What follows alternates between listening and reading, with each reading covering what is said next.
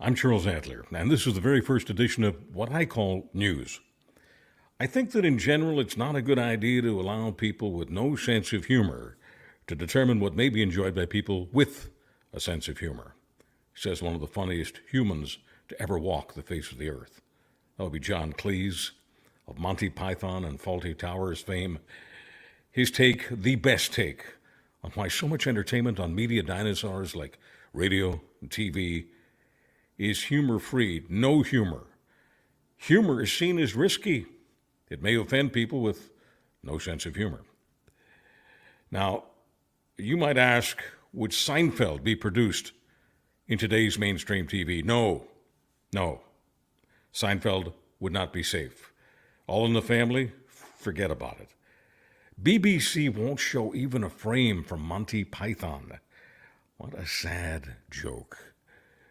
Question: why is there so much friction in the world? Answer: because the greatest lubricant of life, genuine laughter, not polite laughter, laughing out loud laughter, rolling in the aisles laughter, it's all considered the enemy by public enemy number one. Media suits with power, but no humor. Russia sends missiles into the capital of Crimea, Odessa, one of the most beautiful cities in the world. Nothing sacred. Russia destroying ancient cathedrals and palaces in this historic port city.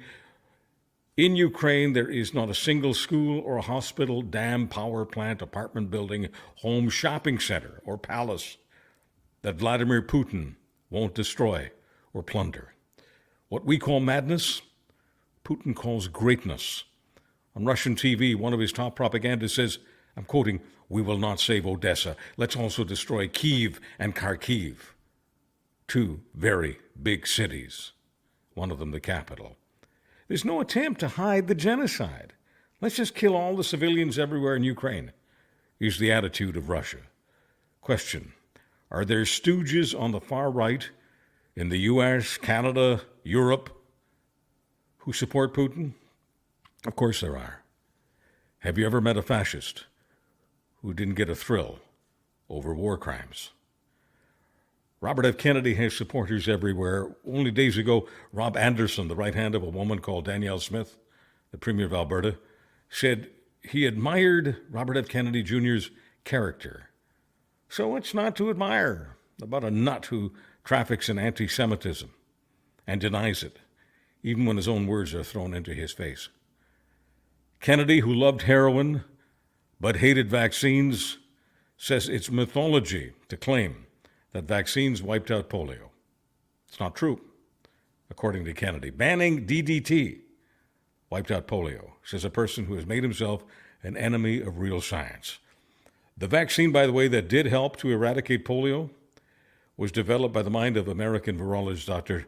Jonas Salk in the 1950s. I had some Salk vaccine. The real Robert F. Kennedy, known to all of us as Bobby Kennedy, the brother of John F. Kennedy. Bobby Kennedy, the man who, just like his older brother, died of an assassin's bullet. Bobby Kennedy was vaccinated with the Salk vaccine. Side effects? His son makes me think there might have been. I'm Charles Adler, and that's what